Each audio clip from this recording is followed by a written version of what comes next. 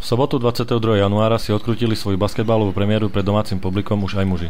Privítali líder tabuľky zo Svitu a všetci sa tešili na vyrovnaný a pekný zápas s našou víťaznou koncovkou. Opak bol však pravdou.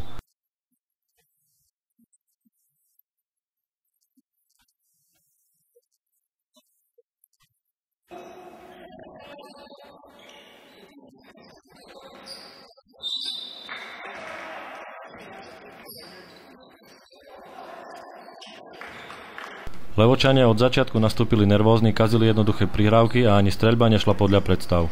Navyše už v prvej štvrtine rozhodca vylúčil Marcela Mertinka, čo takisto citeľne oslabilo náš výkon. Po prvej časti domáci prehrávali 19-23. V polovici druhej štvrtiny sa dokonca bielym podarilo stav vyrovnať, no to bolo všetko.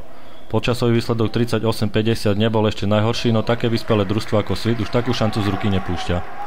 Nástup do druhého počasu vyšiel lepšie Levočanom, potiahli šnúru 7-0 a zdalo sa, že sú späť v zápase, no bezchybným výkonom hostia do konca zápasu náskok už len zvyšovali. V poslednej minúte stretnutia dokonca prekonali trojcifernú hranicu a tak prvýkrát v tejto sezóne Levočania inkasovali 100. Konečný výsledok 81-101 si naši za klobúk nedajú. Nedá sa povedať, že by nechceli, možno až príliš a z toho pramenili chyby. Strelecky sa však darilo asi iba Muranskému, ktorý s 25 bodmi bol aj najlepším strelcom zápasu. Zo strany hostí to bol Lukáš Valášek s 24 bodmi.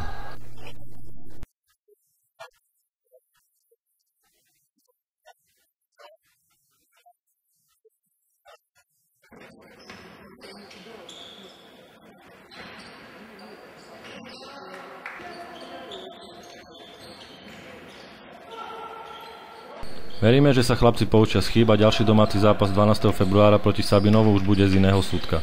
Spomenieme ešte výsledky našich kadetov, ktorí neobstáli v Kežmarku a prehrali obidva zápasy. Prvý po vyrovnanom priebehu 54-57, druhý už chlapci nezvládli a prehrali vysoko 59-82. Najbližšie sa s basketbalom stretieme 5. februára, kedy kadeti privítajú popradské Béčko.